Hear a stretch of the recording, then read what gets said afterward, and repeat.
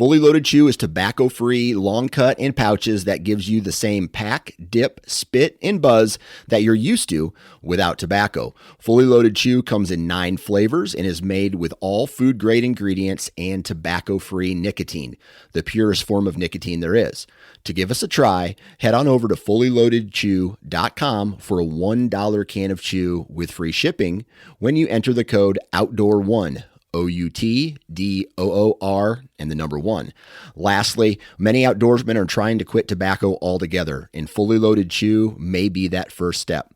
For more information on our product line, visit fullyloadedchew.com. Check out Dogs Are Treat at dogsartreat.com, and if you go to their website at checkout and enter the code HXP 20% off, you will get 20% off of your entire order on all of their branded products.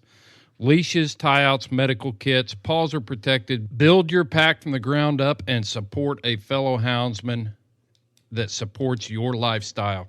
Enter the code HXP 20% off at checkout. Go to their website today at dogsartreat.com.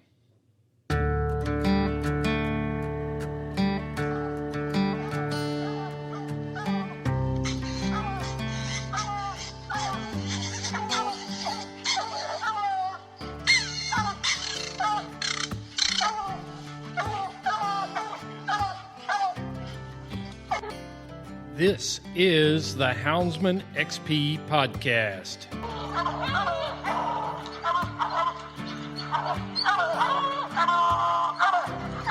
Good dog, get that bear. Get that bear in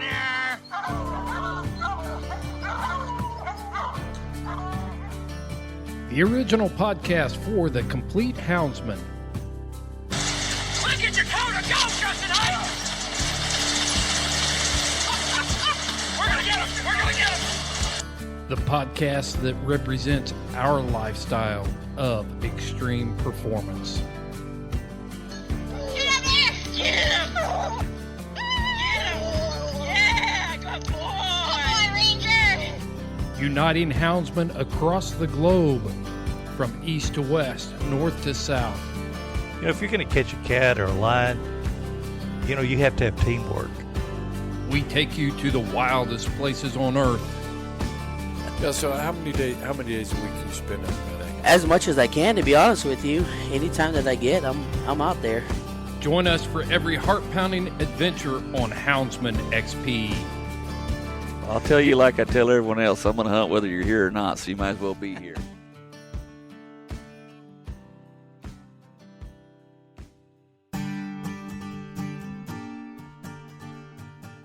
Buckle up and hang on for this episode of the Houndsman XP podcast. The Houndsman XP crew got together in a little discussion about things that houndsmen talk about. So we talk about everything from, breeding hounds, genetics, talk about nature versus nurture. We're talking about crossovers into other livestock breeding.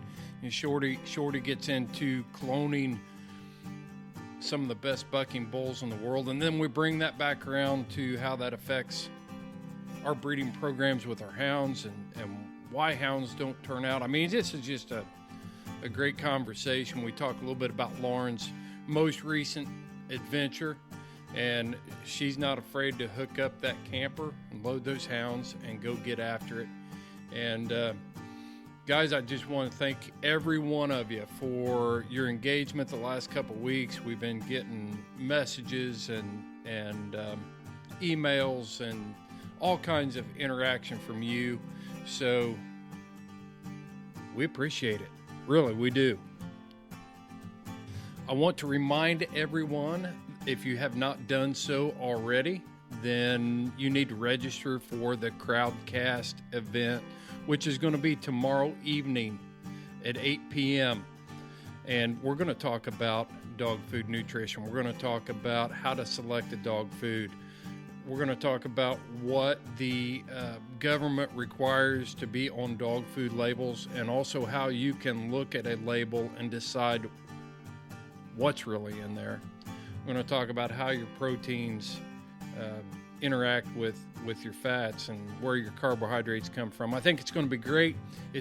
Crowdcast is a platform that allows you to be live in this seminar. So it is going to be like an online seminar with a guest. And anybody that's already been there for one of our Crowdcast events, they love them. They get to ask questions. A lot of times we'll bring the guest on, or the one of our attendees on, to ask questions directly to the expert guest. So live on camera. So it's a video conference. You can find it on our social media group on Facebook, Houndsman XP Podcast Group. Find the announcement. It's right at the top. Go through and hit the link, follow the instructions, and you can attend this. We've had great success with trainers and things like that, and we're going to keep bringing you this bonus material for the greatest lifestyle in the world, hunting with hounds. Guys, we're going to jump right into this. I really appreciate you tuning in and spending your time with us. That Old South dog box, man, it's well made, but we've got such a hot strike here. A hard strike. It's a box shaker, as my buddy Larry Anderson would say. But man, that thing, I'm afraid it's going to blow up if we don't get the doors open on the Old South dog box. So it is time to dump the box. Southern Hound Hunting Magazine is the most comprehensive magazine that represents your lifestyle as a houndsman. If you can hunt it with a hound, it is being covered in the pages of Southern Hound Hunting Magazine. You also get an in-depth look at the men and women who are engaged in this lifestyle, living it every day to the fullest. From the Rocky Mountains to the southern swamps and across the ocean, with articles about our international houndsmen and what they're chasing across the pond. Go to southernhoundhunting.com, get your subscription for $15 a year. Southern Hound Hunting Magazine, promoting the fair chase experience. So here we are. We're doing a point blank with we got almost the whole crew except for Mr. Coondog. What did Josh want to be introduced as from now on? Well, we can't say that word, but oh yeah, something One of about those. big show something. But Josh Michaelis is the only one that's missing. Michaelis. Yes, we have Shorty. You've heard Lauren already, and of course Seth coming at us live from New Mexico, and this is a point blank. So how's it going, guys? We'll see how point blank it gets. It might just be, whatever's going on in the backfield. What was being spread on my yard today?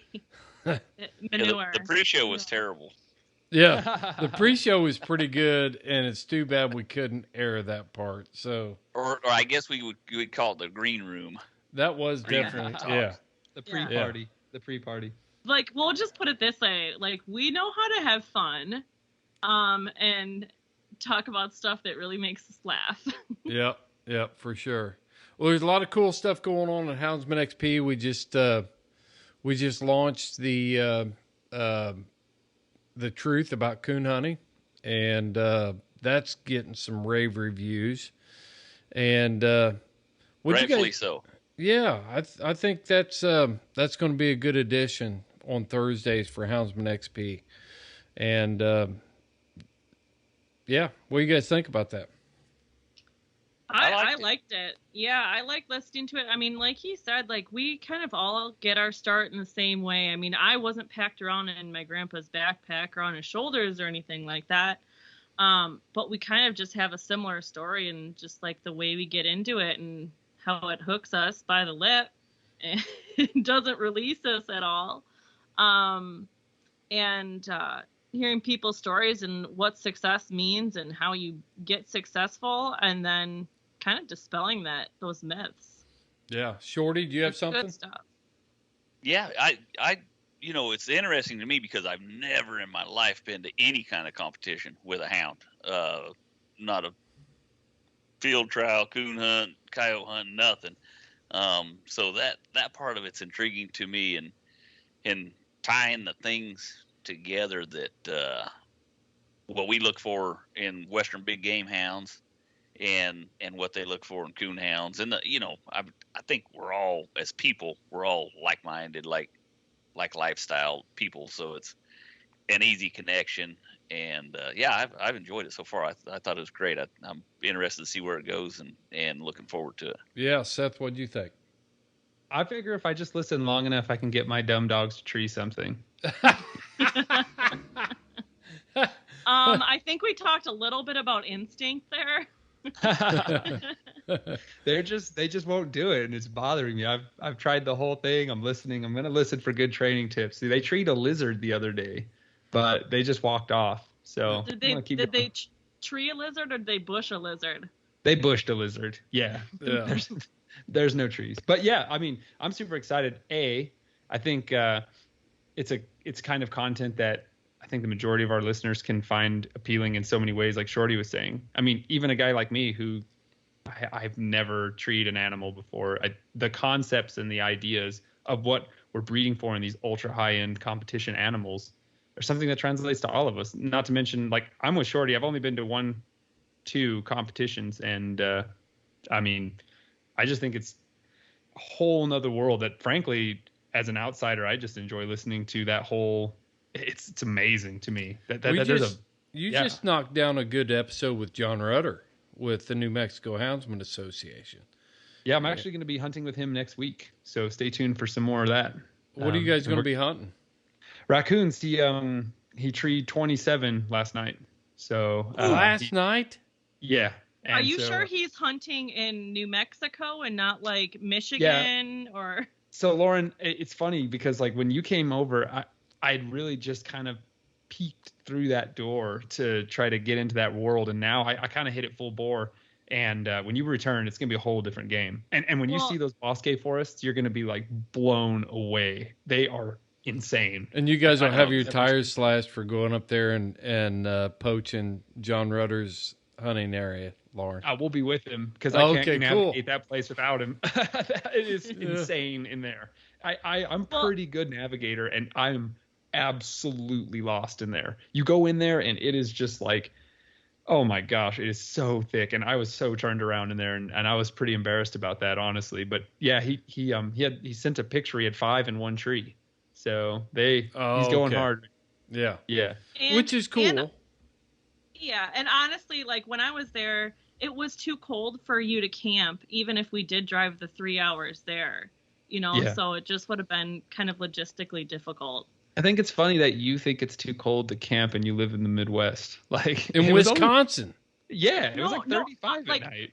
Like me being in my camper, I would have been fine. But like, you cannot sleep in my camper with me. That thing's too small. Dude, I can't do camp for a living. Like, it's fine. Yeah, Ridge and Piper and Timber and River are not going to let. They don't have enough room for you in there, Seth. Oh, no. He would. Lauren, I can tell you, you just got to learn. Don't worry about the biologists. Yeah. They will be fine. Oh man, I've got I mean, knowing Seth, he'll be fine. He's just a little skinny. You need to put a little fat on him. It's true. Like he said, it's what they do. I've got 6 dogs at my house now. It used to be 5. So like I told my coworker, did you get rid of that damn red dog? Oh, I still got that damn red dog. He's going home in October, hopefully. But is that his name? I think so. I think that's that dog's name. Damn. His name is Boost, like Boost. Gotcha. Yeah. He's 11, and he tries his little heart out, and it's fine. But I just got a dog delivered yesterday, so I just added another female blue tick. She's spayed. You're gonna have to get a bigger trailer.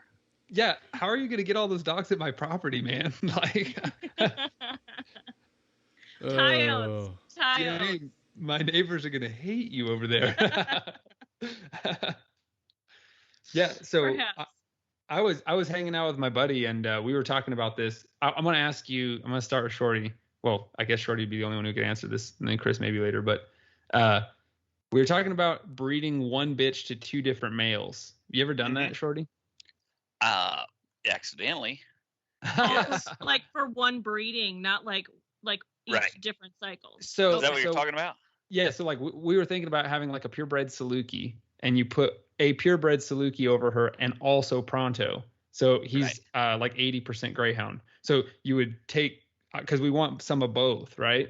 And we're just spitballing. This is not something I'm actually going to do probably, but like, have you ever done that? And did it work out? So you're not going to get a mix. Like you're going to get part of the litter out of these dogs, because and for the listeners' sake, the way it was explained to me by my vet, who's expert at AI and dogs, is it comes in waves. So you have one wave coming like of eggs that are in heat. You have another wave of eggs that are going out of heat, and then another that are coming in, and it goes like that for 7 days. And so you can have up to 3 fathers in one litter. There's not going to be a mix, but yeah, I actually have on accident had that happen, and be honest with you, I don't know. I mean, yeah, you could do it. It'd be interesting to see, but usually when I go to breed one, like I already know that I want to breed this gyp to this male, and I know the reasons why and whatever. So I don't. And the other thing is, you don't know how many is going to be out of this male, how many are going to be out of that male, and then the only way to tell is to go and DNA the puppies to find out what the dad is. So that's another added expense, but yeah, it could be done. I've never done it intentionally. I wonder. Yeah, well, it was just something we're spitballing, and I was like, I don't think it's a bad idea, Seth, because I know like kind of what you're thinking of, like originally what you were thinking of going with your breeding program, and now what you've thought like in the last 6-8 months, and you I understand why you're thinking that. Well, and two, like you can, for me, like an ideal litter would be like, because I keep them all, an ideal litter would be like 3 or 4. And so if you had 3 or 4 from one male and 3 or 4 from another male, it'd be super cool, because you could see like, okay, they're both the same age, they've both been raised exactly the same, they've been hunted the same, everything, like what excels and what doesn't. Okay, and this gets me like totally thinking, because I think 3 days ago or 4 days ago, because I want to breed Piper, I'm getting her hips OFA checked, just because that's something that I'm going to do. Don't hate. And I was like, man, this whole like big game blue tick breeding, or she's competition bred, maybe we should try that. What? I was talking to Chris. And I'm like, okay, what if I had her bred then by 2 studs and had 1 big game and 1 competition, or just not breed her at all? I don't know. Just breed her to a high performance, game crazy, high drive type dog, and you can have both. Yeah, you really can, out of the same sire. And that's kind of where this whole truth thing is going. And we got way sidetracked. But man, I'll tell you what, it doesn't. I believe, and I've messed with.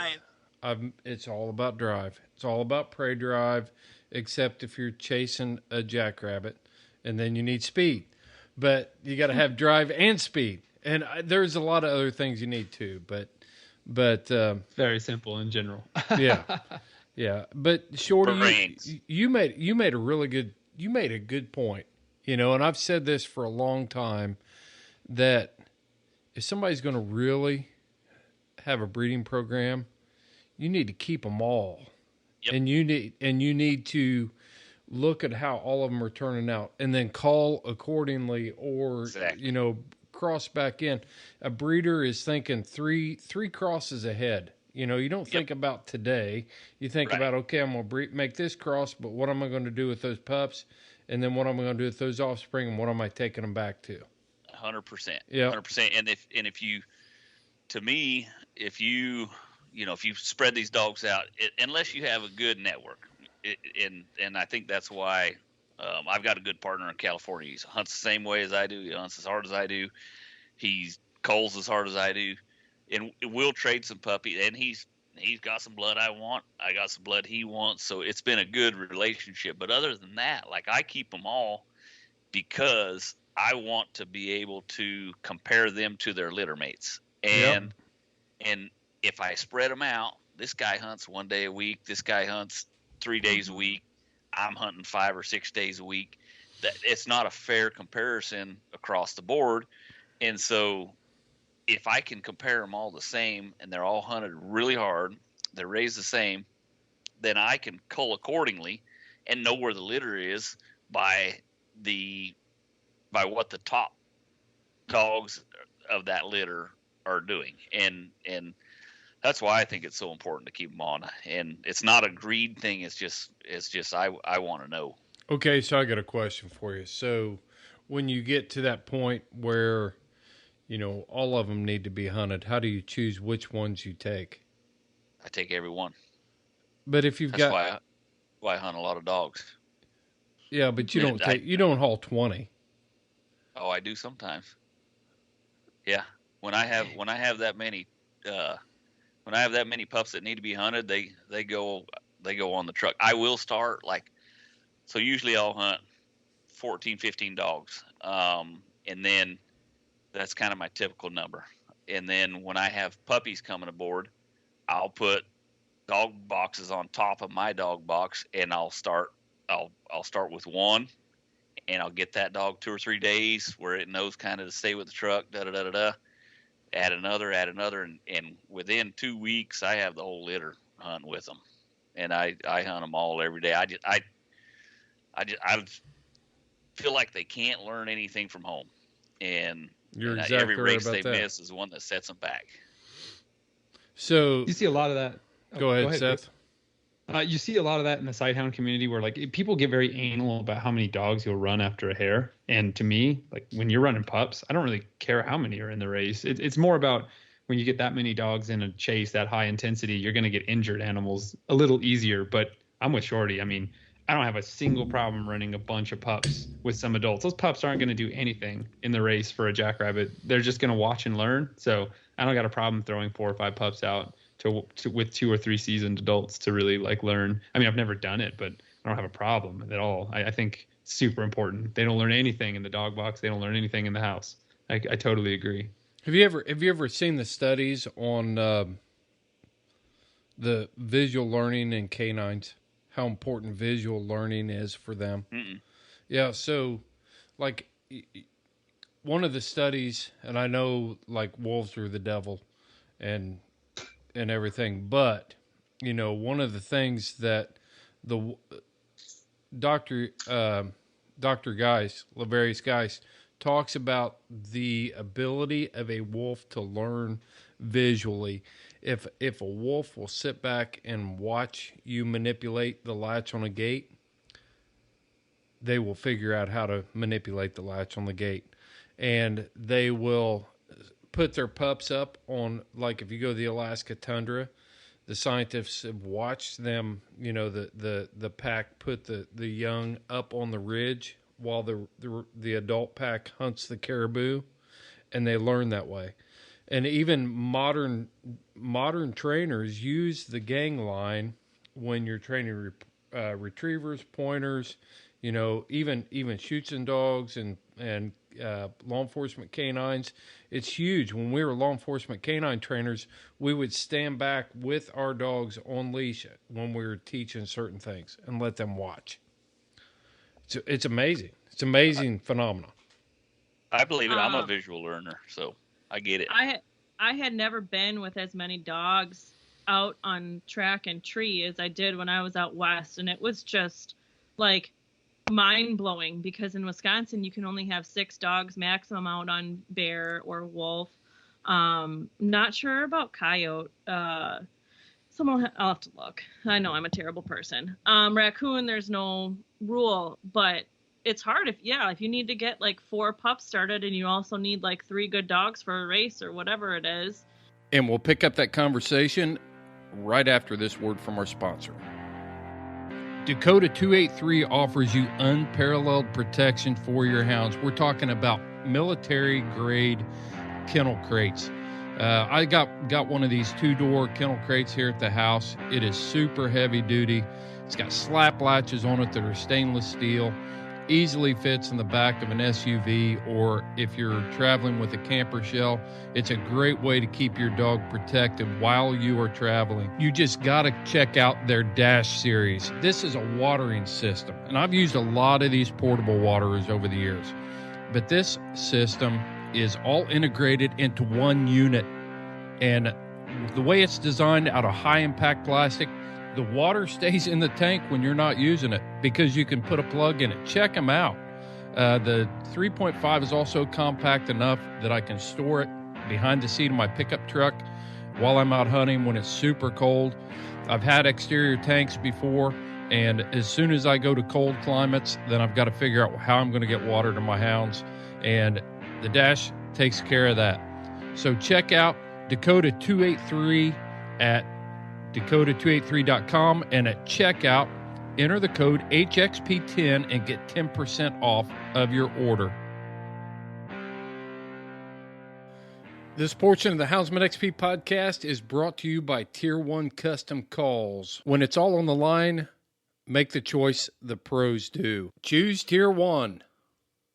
You can't do it in Wisconsin. Like, that's why, like, going out west was, like, really good. I got a quick you question. can train more pups, can't you? Yeah. I got a quick question. Has raccoon hunting always been historically done with 1 or 2 dogs? Like, I always see 1 dog. Is that because the competition scene maybe has influenced that a little bit in the modern times, or is it typically just a 1-dog game? The competition coonhound world has influenced that. But if you go back traditionally, I mean, have you ever heard the Jerry Clower skit about coon hunting? And, you know, it wasn't unusual for us to have 20 dogs under the tree. But Jump in amongst them. That raccoon One of us has got to get some relief. Or shooting up you're thinking, put a muzzle on her. She's got the stories mixed up. Yeah. No.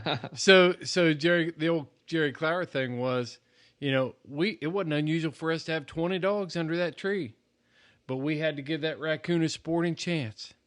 If he wanted to jump out amongst those dogs and whip every one of those dogs, he had that option to do that. You know, so it wasn't always the one dog type thing. When I'm training a hound for competition, I single out a lot of hounds by themselves. I think it's important for their development, so that they understand how to do that and be able to do that all by themselves. And that's what makes it incredibly hard to be a breeder of coonhounds and keep them all, because I can't hunt like that. And you get to know your dog just so much deeper. Yep. Yeah. For your typical coon hunter, I mean, it's just so hard. If you have, like this last litter I had 7. Can you imagine me keeping 7 puppies and trying to hunt them all and really, truly evaluate each pup and figure out which one's going to be my, next level cooner? It'd be tough. Wow. Yeah.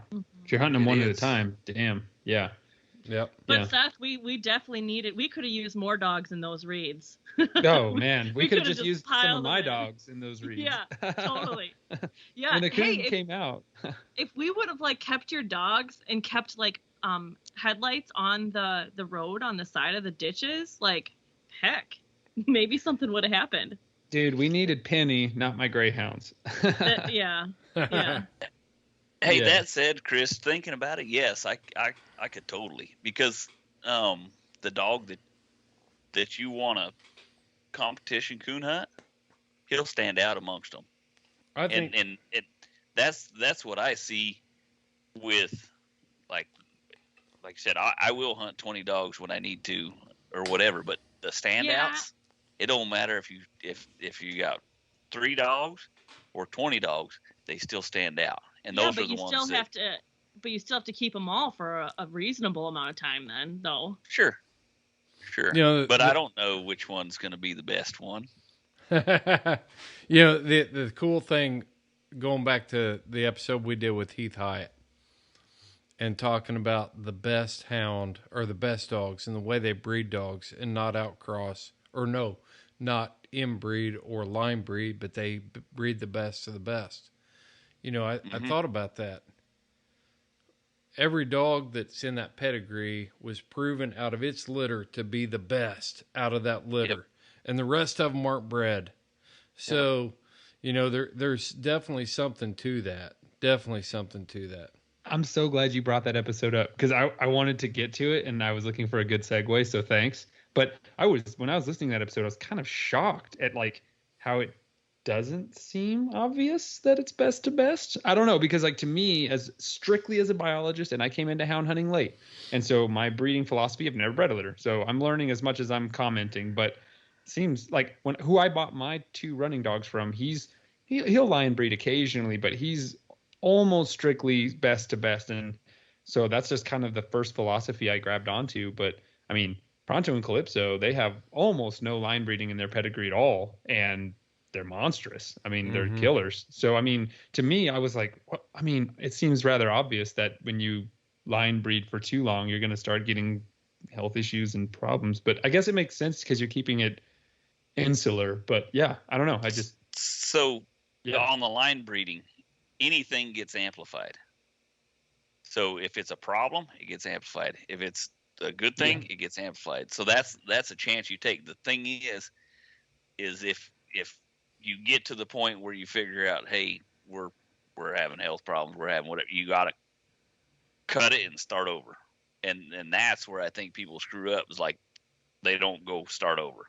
And do you think that you wouldn't have to get to that blind? Yeah. You don't think you would get to that start over point if you were out crossing best to best on every generation? Or maybe you'd get to that start over point because maybe your genetic pool is so wide that you're having a hard time getting consistent traits? I don't know. Here's the confusing thing. I know guys that would never breed tight, always bred best of the best. And I know guys that breed really tight and breed best to best, and both of them are successful. Yeah. That's the beauty of dogs, so, really. Tell me. I think there's a big thing, too, about being Americans. When you think about the old country of Europe and those places, people came here to escape. They had monarchs and things in Europe, and this is the land of the free, so we get to do what we want. So freedom of choice. It really is. I mean, it's one of those deals, and you see this a lot in breeding when people ask questions and people put their opinions in there, and other people, Samaritans, well, you guys will get that, but they will. They'll chime in and say, "Man, it's your dog. You do what you want." When you see people making posts about making a cross on social media, and people will say, "Well, how's that going to better the breed?" And somebody else will chime in and say, "It's your dog. Do what you want. This is America. We're still free." Yeah. So, I mean, I'm not trying to sidetrack it on that, but I think it's just a dichotomy of thinking between the European breeders and American breeders. And there's an old houndsman. I'd love to give him credit, but I can't say his name on here. But anyway, he always says you got to take a chance to have a chance. And so that's the thing. How's it going to better the breed? Well, it might not, but it might really better the breed. So you can't be afraid to, and that's why I like to hunt a lot of dogs, is because I like to breed a lot of dogs. I can either get to the pinnacle in 30 years, if I ever do, or I can breed a lot of dogs, not more than I can hunt properly, but as many as I can, and I can try to get there in 5 or 6 years. And so, but you got to take those chances to get to the pinnacle. And every world champion I know, and obviously I'm in the rodeo world, I'm sure it's the same in the coon hunting world. Whatever, they did something that nobody else did. That's the key, is doing something that nobody else has done. And you're talking about breeding bulls, bucking I'm bulls, talking about right? breeding anything. Yeah. you gotta try something, or can't be afraid to try something. Like, it's and if it doesn't work, it doesn't work. You're a generation behind, but you can't just go, well, this has always worked and we've made mediocre dogs, so we're going to stick with this. Hey, try to escalate it. If it doesn't work, hey, you always can go back to that real easily. I think that's part of the fun of being a houndsman is like imagining these crosses. Like I'll sit down with my friends and just do that all the time. And another thing too, and I'm dead serious, one of my favorite quotes of all of the time I've been immersed in Houndsman XP is, which of these pups is going to be the best? It's the one that's hunted the most. Mike I Colley. love that quote. I love Mike Colley's 100%. quote so much. That is such a good quote. And I say that all the time now. And I do credit you, Mike, if you're listening right now. He will be. Yeah. That's such a great quote. Gosh, that's such a good one. Because it's true. When you look at a litter of runners, especially greyhounds and Salukis, they're all going to be fast. They're all going to be good. It's not. I'll tell you. I will tell you what I think is more important than whether you're line breed or you make a complete outcross. Is being experienced enough to know what a good hound is, and then being able to recognize, because when you're a good enough houndsman and you've got that experience, you recognize greatness, and you can recognize that greatness at a very young age. But at some point you look at that hound and you think, this is what I'm looking for, and I don't care if it's got 20 titles and it's a national champion or whatever, but it's going to be a solid cross. You study the pedigrees, you know that the good hounds are behind that dog, and I'm serious. I mean, you've got to be. I think the biggest downfall, more importantly, student. Yeah, you've got to be a student of the great breeders and look and pick their brains. I mean, if you're at a breed days or you're at Autumn Oaks or you're at any hound event, if you're not sitting down with those great breeders and picking their brains and trying to glean the knowledge from them, man, you are just losing so much, rather than just thinking, well, I've got a female dog and he's got a male dog and we're going to make a little puppy family. That's that's a recipe for disaster. Like the Facebook post, oh yeah, my bitch is in heat. Does anyone have a male dog in Southwest blah blah blah state? Yeah. Come on. Yeah. And you can do that. I mean, if you live in a hotbed like I do, but if I don't know it, okay, so by the time my female comes in heat, I should already know what genetics are going to line up. Yeah, what genetics are going to line up, and who's got those hounds that I'm interested in breeding to. Yep, I should already have all those bases covered. So yeah, I agree. Yep, I agree. I already got Calypso's boyfriend lined up in 2.5 years. I think. Yeah, we'll see. Yeah, so for sure. Let me ask you something, and I'll start with you, Chris. What do you think is like the number one trait that a new houndsman sees in a hound that isn't that good that they think is good? Like, what's a common misconception that a young or new houndsman would say about, I'm going to ask a coonhound because that's your thing, that they're like, man, he's really good, and you would go, that's really not a good thing? Well, what would you think? I think you have to boil it down to the 7 stages of hunter development to answer that question. In the 7 stages of hunter development, and this is a International Hunter Education Association thing, and forgive me, but I need to lay it out a little bit. But the first stage is a shooting stage. You just like to shoot. You just like to burn up rounds. You just like to feel the recoil of the gun. And then you've got the killing stage. You want to shoot stuff. And then you've got the limiting out stage. And then you've got the trophy stage. Maybe there's only 5. And then you've got ultimately you get to the mentoring stage. So where you want to teach other people. And you've already been through all those other stages. I left out a stage, and that's the method stage. Kind of like I hunt with a flintlock, which you and I can relate to, Seth. I can hunt with a long bow, but you get past that and you finally get to that mentoring stage. With houndsmen, I remember when I was a coon hunter, I was just happy to have a dog in the hunt. I didn't care what he did. I didn't care, I didn't have any experience to know what a greyhound was.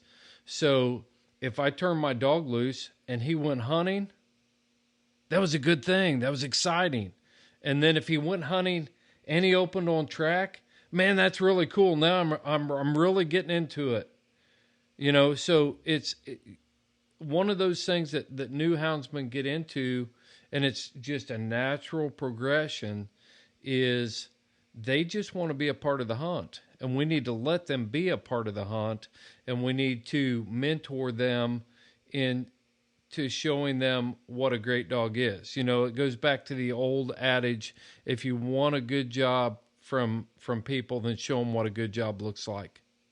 And I think that is one of the biggest things that hinders newcomers, is they've never had a dog that did anything, and all of a sudden they've got a dog that goes out there. He may be open on a deer. He may scorch a deer out of the country. He may fall off and tree a coon, but he doesn't know what he's doing. He's just got, man, this is what I'm looking for, So that's what I'm thinking. Or maybe the dog babbles, or maybe the dog, maybe dog's slick treeing. I remember the first time I had a dog that treed, and I was just like, I don't even know if my feet touched the ground when I was headed to the tree. I remember my first like good tree by yourself. Yep. So I think you go back to those stages of hunter development, and you can see that direct correlation to what we as houndsmen go through. It's great. And answer. I don't know if there's really any answer of saying like, oh, like right now I think this trait is good, but in the long run, like 5 years later, you figure out it's not good. I don't know. Like, oh man, he slammed that tree really fast. Like, yeah, well. Does he have a coon in it? Exactly. Like 2 years later, you're like, well, he was too quick to judge. He didn't check it. He didn't go circles around the tree and figure out that the coon left. And that is why I write in my hound log, because I always wait the final thoughts and ideas, and I always write that at the end of the season, because that has happened to me. Exact same thing. I wrote about the race the day of. I got outrun, and I had all these excuses. What I thought happened. There you go. Pronto's out of shape. That rabbit was a badass. This and that. Well, I find out 3.5 weeks later, Pronto broke 2 toes during that race. And I didn't know until I looked at his feet a week later, and he has toes that are this big around. And so, 4 months later, I write in the final thoughts. I'm like, you know what? I was dumb to be running there. And what happened really was that poor dog was trying to run on 2 broken toes, a dislocated toe and a broken toe. And so that's why he got outrun. You know what I mean? Like you were being way too hard on him inside. Of course, I was never hard on him in person, but like inside, like emotionally, I'm like, I'm hard on myself. He's out of shape. I'm not roading him enough. I'm not getting him in shape, and things happen. And so I guess where I'm trying to go with that is how, tying into where Lauren was saying that, yeah, your view on things change. What I used to love in a dog, and I've only been doing this for 4 seasons, what I used to love in a greyhound when I first started, because to me it was all about stacking them up. Talk about that hunter development. Luckily, I feel like I flew through a lot of those stages quickly, because I had a lot of mentors that are 60 and older, and they're deep into the mentor stage. So they really taught me how to slow down and just appreciate the hound work, because I just wanted to stack jackrabbits up, baby. You know what I mean? And I was at the cost of my dog's health without even knowing it. And so I've learned so much in such a short amount of time. But anyway, yeah, what do you write think, in your hound Shorty? logs. Yeah, I think really, like, and the Garmins help us. So, but I remember back in the day when we didn't have them or whatever, like, don't be just so excited about that your dogs are opening. Like, try to figure out what they're doing. Like, are they because really I've had- opening on what they're supposed to? Yeah, or are they actually trying to move the track, or are they like barking on the same track over and over and over and over again? I remember back in the telemetry days, I had a young dog, and I thought, man, this dog is, holy cow. He was a young black and tan dog, and I was hunting coons at the time here in South Texas, and and this young dog, he was getting the strikes, he was getting and I had, pretty good coon dogs at the time.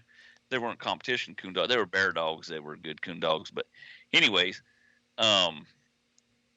until like one day I went in there and this dog would get the strike and then he would pick it up and he was picking up all these loses and just doing some great things. And I slipped in there one day and they didn't, which here is hard to do. I slipped in there and I saw him working, and what that dog was doing was these older dog that was with him would go in there and put his nose down and smell the track and go to wiggling his tail, and this young dog would bark. Well, he barked before the old dog. So I thought, man, this dog's cold nose. He's picking up the pickups.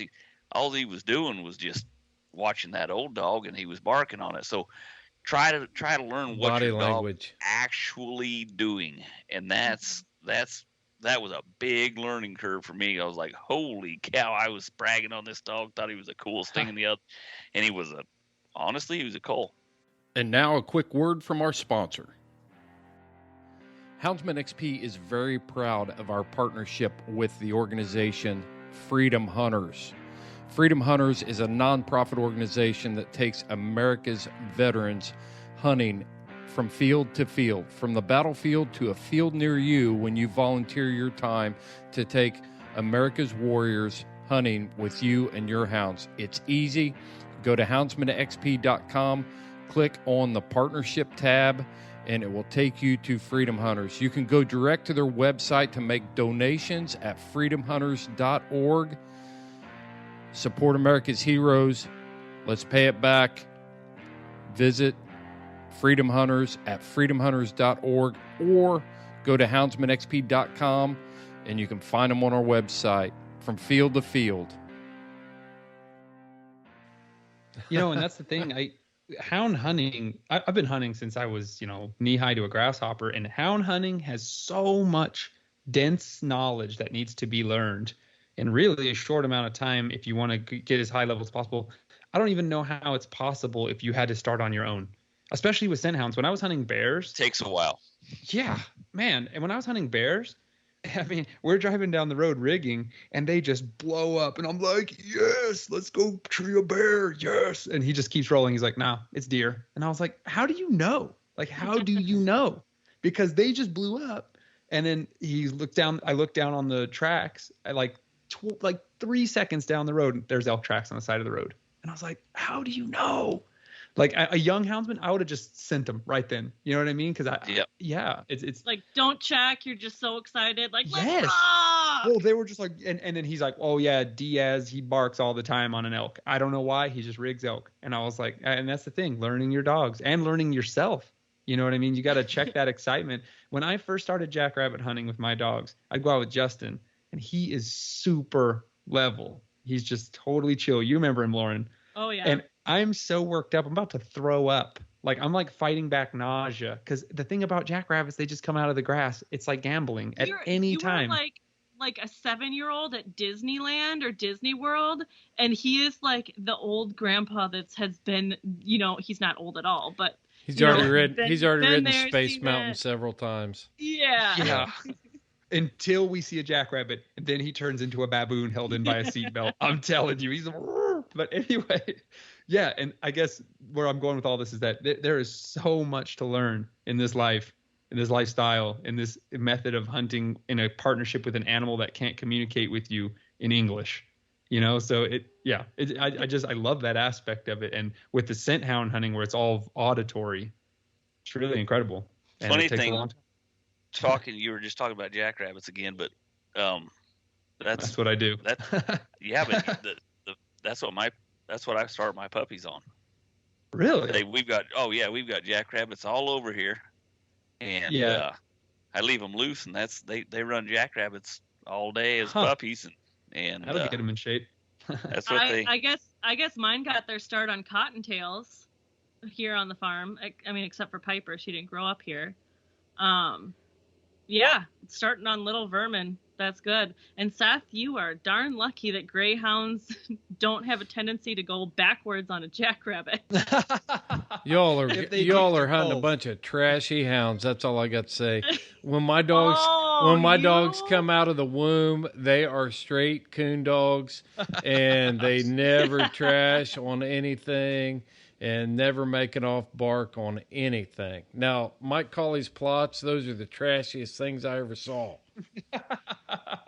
I'm pretty sure you've got some of that blood there, Chris. You better believe it. Yeah. There's no such thing as a trash race with a sight hound. If it moves, they're going for it. The whole elk thing. The whole elk thing, got some experience with that while I was in Colorado, and kind of got to learn how my dogs acted or may have acted if they were on a bear track, and then we think they kind of got turned around where maybe there was some hot elk scent or elk had been bedded down or something like that.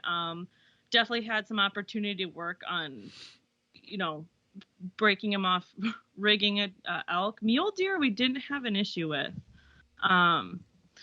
But yeah, the whole elk thing, I can empathize with Ryan. Well, it's so funny too, because you go through all those stages all over again, because I'm over a lot of it with the jackrabbits and stuff. But yet when I was bear hunting, I was like a little kid all over again. I just wanted to see a bear race so bad. Yeah. I would have just been happy to see dogs go. And I'm glad Ryan's been doing it for decades, because his dogs rigged and he like stopped the truck after they had rigged a couple times, not many, but a couple times. And we got out and looked around and we found a bear track, and my heart is pounding. You know what I mean? I'm like, yes, it's time. And he sent out his two best old dogs, and they didn't want to take the track. And he was like, it's old or something. And we put them away and kept driving. And you could have heard my heart hit the ground. You know what I mean? But it's part of it. I can tell you that it's something about, especially when you're an Eastern houndsman and you haul hounds out to the Rocky Mountains. I don't know what it is. I mean, seriously, I couldn't pour Jazz on a deer and make her run it here in Indiana. She's not going to do it. And Mongo was the same way. Different deer. I got him out there. Yeah. And totally. And all of a sudden, I think I'm running a mountain line. I've got mountain line tracks. I'm on the line track. I'm watching it. I'm watching. I get a strike, and this good trailing job. And then all of a sudden, the mountain line tracks start intermingling with moose tracks, and then the lion track peels off one way, and dog tracks and moose tracks keep going the other way, and I've got an epic moose race going on. That could be dangerous. Yeah, so I mean, it's just something. But did you have a moose tag? Yeah, sure. That's a different kind of deer. That is a different kind of deer. Yeah. But the thing of it is, if you don't, it's like when I was hunting with Larry out there, I'd get a rig. None of his dogs would rig. And, of course, Larry knew it was trash. But I needed to stop. I needed to stop and get my dog off the rig and then let them go out there and see exactly what they were doing, and then give them a correction for that, and then put them back on the rig. And we did that. Okay, hang on. Go ahead. Time out. Go ahead. So, and I'm throwing you lobbing you one. Why did you not correct them on the rig? That's what I was going to say. Okay. Yeah. Well, because I still want them to not be afraid to bark on the rig. I want them to strike the correct game on the rig, not keep their mouth shut on the rig. So you put them down, let them smell the track on the ground, and then correct them on the ground. If they open on an elk track or whatever. Right. Okay. Yep. So that the correction didn't come from the rig, it came from the ground. Yep. It came from, here we go. Okay, here we got an elk track. We got a mule deer. We got whatever it is, and bang, that's what the correction is for. That's not what we're looking for. Let's go back up on the rig. We'll go down the road. We'll do it again. And the next rig comes up. Boom, it's a bear track. And you get them on the track, and away they go. Right. Yep. Very smart. Yep. Very smart. You know, Brett, those you rigging, pay attention to that. That's a good lesson right there. Yep. That's a good way to cover a lot of ground. I'd never even thought that was, it's amazing how a dog can smell a footprint. The sense of the olfactory senses are incredible. I love it. It's not even the footprint though. No. It's the rafts of scent on the air currents.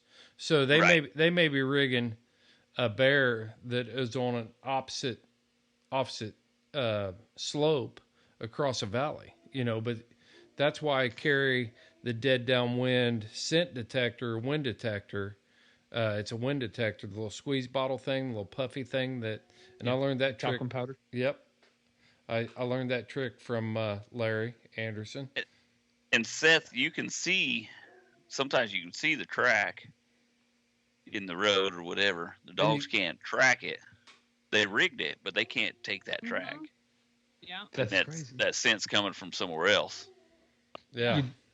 You did that whole episode about sight, or you did that whole episode about scenting, Chris, and I was joking if we made an analog episode of sight, but it's a very short episode. Dogs see, dogs chase. For me at least. Now, what would you call it if you're like riding around on horseback, kind of rigging for a bear, but you're not in a truck, and the dogs are just around you on the horses? You'd probably call it a trash race. No. Like, are you still like rigging for your bear? No, they're just free casting, but some of those dogs will pick it up off the wind. You know, you'll see them stop and pick their head up and start smelling the wind. And not all dogs will do it, but some dogs are really good at it, and they'll start smelling the wind. And when they smell that wind, it may be coming from, you know, up on top of a hill, and that wind coming down, or vice versa. And they actually know that, hey, that scent is coming from over there. I need to go that way. And they'll just keep going and going and going until they find it. And I think what's amazing is that it's the same breed or the same species, and yet one dog will be very good at finding, like you were saying, one dog's just good at winding that wind, and others can't do it. We've had a dog, a Saluki, literally run over a jackrabbit, like step over its body, and it didn't even know it was there. And yet I have one of my dogs, only one, and she can sniff a jackrabbit up like a bird dog, Calypso. And I'm like, how come she can do that and nobody else can? You know what I mean?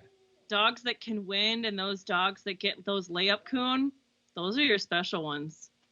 Those are what help you really get the job done.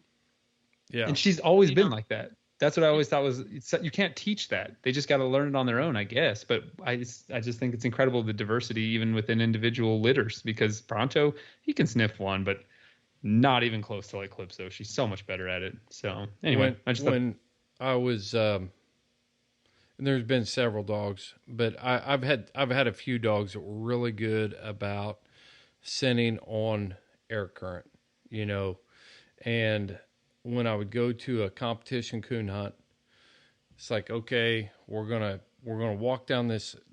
The guide is always like, we're gonna walk down this lane, and we're gonna turn loose in this particular spot. And you may walk 50 yards, you may walk 200 yards before you cut the dogs loose. So as I'm got the dog on leash and I'm walking them down through there, I'm watching that dog, and I've had several that will start throwing that head up and start winding, and I'll take note of which way the wind's coming, and we'll walk down through there. It's like, yeah, boys, keep on walking, because none of your dogs even smell that coon off to the west right here. And we'll go in there and bang, you cut them loose, and before you know it, that dog is circled back around you behind the rest of the cast, and boom, he jams a coon right there where he was winning it. And that is a common trait. Why don't they all do it? And not to be, and I'm going to get this word right here, Seth, anthropomorphic about the whole thing, you know, tying this to human traits. But there's certain things that, you know, all three of my kids came out of the same genetic pool, and each one of them is good at something different. And it's I hate to put it back on human traits or compare it to that, but That's it's genetics. Yeah, exactly. Yeah. It's genetic, Yeah. And I think if we could ever figure all that out, the mysteries would be over for us, and what fun would that be? It's the only class in college I got a D in. See, okay, so I'm going to throw a kink in this conversation because I agree and disagree. So I know, like in the bucking bull world, there was several famous bucking bulls. They've all been cloned. Mm-hmm. None of the babies made it. Like they were decent. Didn't Secretariat not throw any champions too, right? Yeah, but the actual, which Secretariat didn't throw any champions, so he wasn't a reproducer. But as far as DNA, like the exact same DNA of these spectacular athletes did not make it. And so you mean literally cloned? Literally cloned, yeah. Like there was 3 or 4 of the most famous bulls in the world cloned. None of them, they were decent at best. Wow. So I think it's the offspring were decent at best. Well, they weren't the offspring. They were the same one. They were the same one. Oh, okay, what a great study. You know what I mean? Nature versus nurture. DNA wise, they are the exact same bull as that one, right? DNA wise, like scientifically, they are the same animal as that animal, and they were not as good, not even near as good as the original DNA donor. So I think opportunity are we giving these dogs or these bulls that just flip it and like somehow change the game? What? I've been thinking about it, but I'm sitting here watching Seth. I want to know what's inside. I'm putting my cursor over your head, Seth, and I'm sitting here circling your head. I want to know what's in there right now. Okay, I was driving around in my work truck 2 days ago, and I was thinking a lot about the episode with Heath, and you guys were talking about the breeding, and Shorty just went into my brain and came back out, because what an amazing experiment in nature versus nurture, right? Because those bulls are clones. They're literally clones. So was their upbringing, was the nurture aspect of their life different that made them a different animal altogether? You could clone the best competition coonhound and have Lauren raise it, Chris raise it, Shorty raise it, and I bet they'd be way different. And not because of just because of the way they were raised. And what if you raised them in some kind of sensory deprivation chamber where they had No, listen. Like, what if they had no way? He's going to biologist geek out on us. Go for it. They have no stimuli, even if they were raised in pet homes, okay, which is essentially a sensory deprivation tank. So, but no, I'm kidding. I'm just kidding. I have 3 pets. Okay. So anyway, and would they turn out radically different from each other? Like, where is the like spirit? You know what I mean? Like, how much of the like spirit, I'm saying air quotes here, is just the wildly different aspects of nurture because they're clones. So you're using that as a control. I don't know. I was geeking out about that in my truck a bunch. I would love to do that. And I didn't know that's been done. That's why I just went wild, because that's badass. So, I think it's exactly what you're saying. Nurture, like those animals that were great, like they had an experience, just like you're saying, Chris, like this dog could win stuff. This dog couldn't out of the same litter. Like that dog had something happen in his life, and we can't talk to him, so we don't know. Had something happen in his life where it went like, oh, if I can stick my nose up in the air and smell, I can figure out where it's at. And we just don't know what those experiences were. And somebody had the guts to cut him loose to see what he could do. Exactly. That's what. And circumstances aligned in his favor. Maybe that taught him a valuable lesson early on. Yeah, exactly. It's a learned. I think that those traits are learned as well as, like, it is a lot DNA. You got to have great DNA, but then some of that stuff is learned. He had early reinforced success, is what happened in that situation for the winding dog. It was a positive reinforcement situation. So another hound may have been doing that I did not see. I didn't see them doing that, and I just kept walking them. And then when they circle around behind me, I was really thinking about that's not the way I wanted you to go. So now I'm going to give you a stimulation, or I'm going to cut you off, and I'm going to send you back in this direction. So now we have just suppressed that natural ability for that hound. Which brings up a great topic. So do you think that bull, the original bull, may have had life experience? This is all hypothesis. If there's any kind of taurine ethologists out there that want to make their master's degree on this thesis, go for it, because I want to know. What if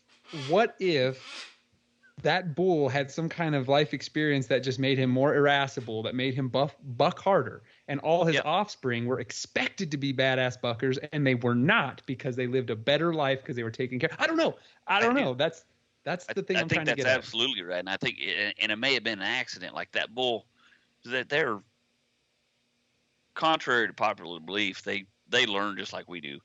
And that bull may have bucked and slipped one time or had a stumble or something, and it got the guy bucked off. That bull learned something at that instant that he carried with him, and he did every time after that, and that's why nobody could ride him. And I think that's why he was great and none of his offspring were. So how do we tie this back over to listen to your hounds? Yeah. Hounds. Listen to your hounds. Follow. Like if that dog sticks his nose in the air and wants to go over there, go over there. What the hell is it going to hurt you? I just got that song in my head. Listen to your heart when it's calling for you. But it's listen for your hounds. Right. We need to make a YouTube fan remix of that song with hounds overlaid. Listen to your hounds. Go, hounds, go. Well, I think a lot of it is just the human nature to try to conform things to be the way we want it, the way it should be. And you kind of described it in your theoretical hunt, where I want you to go this way or whatever. Like, just when you're going and those hounds want you to go this way, just go that way. Like, you don't have to go, okay, I've planned this whole hunt. We're going to go down here. We're going to take a right. We're going to go over here. We're going to go that way. And those dogs want to go this way. And you're like, nope, we're going this way. Don't. Like, you just screwed your hounds up. Like, if you would listen to them, you might have caught something, whatever. I don't know. Yeah, but it's easy to do. I've done it thousands of times. Gosh, and it's just, we're like, the amount of times I yell, I'm like, hey, over here. Come on, let's go. You know? Yeah, most of the time it's because I don't want to go that way. Yeah. You know, that's what it really boils down it. to. Is That's I exactly don't want to go over there. I want to, because it's easier to walk here. It's downhill this way. You have to be a sighthound hunter, Chris. Yeah. It's all easy walking where I hunt. Oh, yeah, I'm sure. Speaking of easy walking, when I listened to your episodes, Shorty, and I was like, yeah, you brush country. I work in a lot of like heavy brush too. Dude, not even in your league. Not even close. And I work with lots of mesquite and cactus. And I'm always like, yeah, I could run through there. You have a place that's literally called the Brush Country Museum. I Googled where you're from. And I was like, it's insane. Oh my God. I would love to. I'd love to come and experience that. You gotta be either dumb or tough or both to hunt down here. Lauren can decide which of those I am. Yeah, well, and I'd like to compare it to like the crappy, terrible brush that we were in, and you were in even worse stuff when I just stood in the river and waited for you guys. Right, that's what made me think that. But what the thing is that it was where we were, Lauren, is it looks, again, I'm only judging off Google image and what I experienced a little bit coming into like Wichita Falls and stuff, but like that thickness also has tons of spikes. That's what that's the difference, because there's like the coastal brush, and you get to the like Louisiana, Mississippi, that logging country where they got those cutovers and stuff. Like all that brush is every bit as thick as this, but ours just has thorns. And we have mesquite, tons of it, but man, it just does not grow like that. That is like a rainforest of mesquite. We have mesquite and then a bunch of other stuff that grows underneath it that all has thorns. What do you wear? Just like Wrangler pants and Wrangler denim shirt. The thicker it is, the better. Do you wear gaiters on your feet? I'm scared of snakes, so I don't ever leave my truck without snake boots on. I've seen you leave a truck without snake boots on. And I will tell you this, so imagine you guys know what a horse is and how high it is, but my father-in-law was actually working cattle with a neighbor of ours the other day, and we've had a lot of rain here, so the grass is tall. They couldn't see it. They heard one rattlesnake rattle, and then they went around it and rode up there, and another rattlesnake actually hit. And we ride with tapaderos, which are like a leather covering over your stirrup to keep from that brush poking in through your boots and stuff like that. Actually hit the tapaderos on his stirrup. Whoa! And they never saw it, but he felt it and heard it hit. Wow! And it was right there. And I wear snake boots when I go into the real thick places. I'll send you a picture, Shorty, of the thickest places we have. They're very small, though. It's not like landscape level that you're in. But yeah, the snake population, I can't even imagine. I mean, that is rattlesnake paradise. Yeah, I'm not coming to visit whenever there's snakes. Just come when it's cold. Yep. How small is your snakeless season, Shorty? Seriously, I mean, you're still way lower in elevation and latitude than me. The snakeless, well, it varies, but it would be probably December through March. So come when Texas freezes over like last year when it was -5, and we'll be good. You should have seen these people. They were freaking out. I had no idea what to do. Yeah, ours is consistently November to March. That's very consistent where we don't got any rattlesnakes out, which is great. I hate them. Well, in December we can be hot. It really, in all reality, is probably closer to January, February. Like it can get hot down here fast. Yeah. Yeah. If you would say 2 months out of the year, those would be the only two that you'd not expect to see a snake. Mm-hmm. But, yeah, Lauren, no go on the rattlesnakes. And where we were, you wouldn't have paid me enough to go in there in the summertime. You know, like when Brett Vaughn posts his rattlesnake videos and stuff, I'm like, ugh, that is like the one nope. That is like the nopes of all nopes for me. And snakes are fine. I don't care about snakes. Like, I have picked snakes up since I was a kid. You'll be surprised when the dogs are barking treat. You'll put those boots on and go. Honestly, like if you came down, you wouldn't even think about a snake. No, that's what I'm saying, because I'll forget. The walk out sucks because you're like, oh, I'm gonna step on a snake. Yeah. But if you get ready to go down there, I got a set of snake chaps for you, Lauren. There you go. Yeah, they go. Right. Yeah, they're all the total leg coverings. So that's what I need. Yep. Exactly. That's what we all need. I could have used some actual. Hot. They are hot. They're bulky. Some actual chaps in Colorado would have been really nice to have. I ended up ripping a pair of jeans on the last day, but the brush that the horses would take you through and like hitting the sides of pine trees and aspen trees, and it may have helped avoid some bruises and gouges and who knows what else. Yeah. Well, guys, I think we've circled the tree a few times and we've looked at it, and we missing anything? I think that was a good conversation we had about breeding and genetics and cloning and expectations from pups, and I think it still comes back to just paying attention to your hounds and trying the one that hunts the most. Yep, the one that bingo. Which dog's going to be the best one? The one you hunt the most. Yep. You take somebody like Calvin Redhouse, and I've said this before. Calvin doesn't shop for the highest bred dogs. He just hunts the hair off of them, and he catches a lot of stuff. Yep. And I saw the same thing when I was out in Colorado. Those dogs get put through the paces. My dog's hunting 9 days straight. I came out of it. I'm like, I feel like any dog you put out here, you're going to know right away. Well, not right away, but sooner rather than later, if that's going to be a good dog or a bad dog. and you're going to turn a good dog into a great dog like that. Hunting 7 days a week for 2 months straight. But every dog has its limits, though.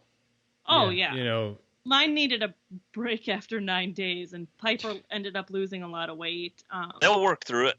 Yep. They will. If you keep hunting them, honestly, like you'll be shocked. Like you'll think, man, my dog's shot. His feet's shot. He's, as long as you don't have torn pads, like you'll just be like, oh, Yeah. they if you just keep hunting them, they'll get stronger. Their bodies held up great, like absolutely great. Like nothing wrong with their feet, bodies. You know, I just could tell they were a little bit tired to get in the dog box at 2 o'clock in the morning. Just because they've never been exposed to it, but like once they Right. figure out like this is going to be every day, Yeah. they're tough. They're yeah. way tougher than we give them credit for. All of them. Yeah. Sighthound hunters, shake your head at that. That is not, you cannot do that with greyhounds. You will kill them dead. You got to give them a 4-day break after rock hard rabbits like that. It's just a different game. It's just an entirely different stress. Oh yeah. Lauren, you remember after that hard race we had with Pronjo, remember that? I mean, you need to give them a break. You need to give them a serious break. Like our coonhounds are all like what are they called? It's not even they do like 100K, like more than a marathon, like the ultras. Like our coonhounds are like ultra athletes, and greyhounds are just like Olympic distance 100-meter sprinters. Right. Yeah. It's just a whole different stress on that body. Sure. You know, and that's the thing. Like, give them a good 2 days after a hard day of hunting because they need it bad. Yeah. Anyway. Yeah. All right, guys. Take us Anything home, else? Chris. Any final thoughts? Anything we didn't cover? Stuff is ramping up. You can tell online. Guys, I'm posting a lot of stuff in our group. So take a look there, you know, in regards to mountain lions and the wolf situation, not just in Wisconsin. There's stuff happening in Michigan, all over the place. So just keep an eye on it. I've got a link out there to email your Wisconsin legislators. There's kind of two things going on. They're trying to like end the federal delisting, and then they're also trying to get the law in Wisconsin rechanged so that a hunt is not mandatory for the wolves. I think that the anti-hunting zealots are ramping up again, and I can definitely tell based on the post. So stay tuned, stay alert, stay involved. You know, my thing is I'll start taking them serious when they're calling for the Rocky Mountain or the elk to be reestablished to its traditional range, the black bear to be restored to its traditional range. You know, when they start putting that kind of money behind those species, then right, they don't put any money towards conservation. No, we do. No, hunters. We put the money. $1.6 billion a year. Hunters and shooters contribute. So you sure it's only 1.6? That number sounds a little bit low to me. That sounds really low. Yeah. Billion? Billion. Yeah, with a B. because I think the state of Texas, well, I shouldn't say toward conservation, but the state of Texas hunters bring in like $2.1 billion a year just in the state of Texas. But that's going to be shopping, whatever. So yeah, Pittman Robertson stuff. Yeah, I was going to say, Lauren, that number you threw out just sounds like my brother's ammo bill. Then maybe I'm wrong. Where's he live? You're saying so. Right What you're saying, Lauren, is 1.6 billion going back into conservation. Correct. Right. Okay, so that accounts for the PR funds that get skimmed off of ammunition and hunting equipment. Right. I'm with you. Right. I'm with you. Yeah. We need to get that number nailed down so we can talk on that point for sure. Yeah, and now it's permanent. It's going to be on the air. So come at me, bro. Just come at me. Oh, it's all good. Hey, if somebody else has help us out. Not you guys. I'm just saying, No. Whatever. Yeah. Well, hopefully somebody will have the real number. Like, honestly, and maybe that's it. Maybe you're right, but yeah. Somebody, if you're gonna come at her, you better have the real number. Yeah. You better be ready too. You'll bring it. No kidding. No kidding. No, Lauren, you've been doing a great job on keeping everybody up to date. Keeping the group pages up to date on that stuff. Yep, thank you. And bless you. I'm muted. It was loud. Seth, you got anything, man? Yeah, I do. To our patrons, guys, stay tuned. I'm going to be hunting next week with John Rudder, so I'm going to bring some footage for that. I want to try to get as much of that documented as I can. If you've been staying on with the Patreon page, guys, to our patrons, thanks. And you saw I have 2 videos I posted. I'm going to continue with those 2 things as well. So hopefully I have some more sweet content in the pipelines. More tailgate talks getting scheduled, coming up. Looking at you, Lauren. And all of you guys, I'm looking at all of you guys as well.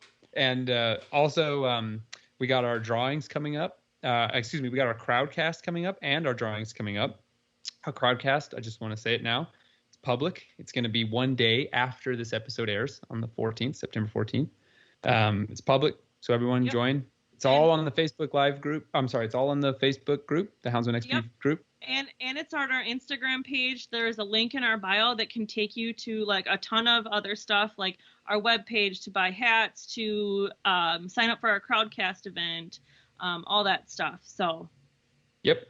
So no stay tuned excuse. for that. We're going to be talking about dog nutrition and who doesn't want to up the performance of their hounds. Yeah, I want to talk about that just a little bit, Seth, if you don't mind. Please. So I'm really excited to have this sort of material that we're getting out there for the hound hunters. You know, too often we try to get our dog food advice from social media, you know, and that's not always the best place. So the guest we're going to have on is going to be able to talk about the different ingredients, what those ingredients actually mean. Like if you see chicken bone meal, what is that exactly?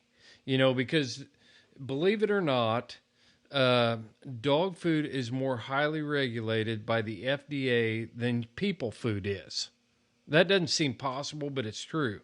So you've got the regulations that surround that they have to list those ingredients, but we have to know where those ingredients come from if we are going to maximize the nutrition. When you look at protein versus fat, where does your fat come from? Where does your protein come from?